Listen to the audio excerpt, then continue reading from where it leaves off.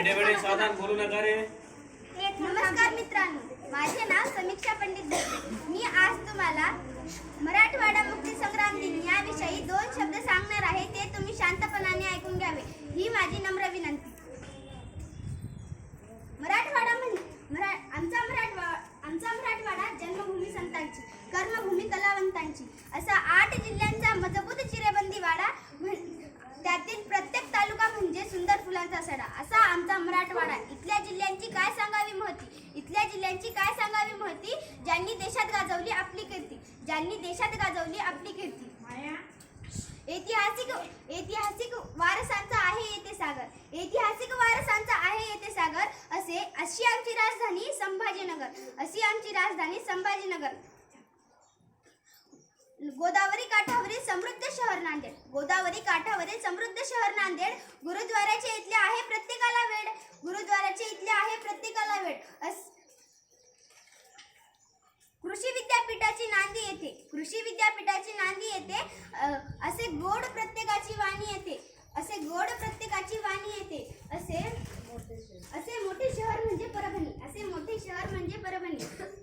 आणि जिथे शिक्षण गंगेचा वाहत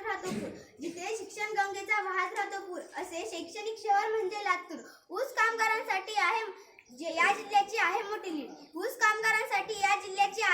लीड. असे कृषी शहर म्हणजे राष्ट्रीय शहर म्हणजे बीड. इथल्या मोसंबीशी होऊ शकत नाही कुणाची तुलना. असे कृषी शहर म्हणजे जालना. संत नामदेव यांची जन्मभूमी कर्जत.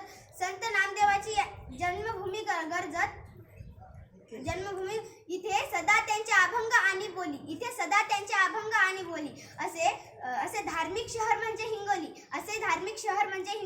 असा आमचा 8 जिल्ह्यांचा मराठवाडा.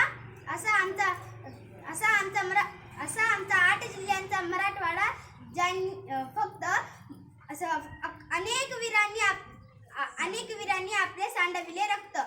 वीरांनी आपले सांडविले रक्त. तेव्हा झाला मराठवाडा निजामशाहीतून मुक्त. सर्वांना मराठवाडा मुक्ती संग्राम दिनाच्या हार्दिक शुभेच्छा. जय भारत. सर्वांना माझा नमस्कार.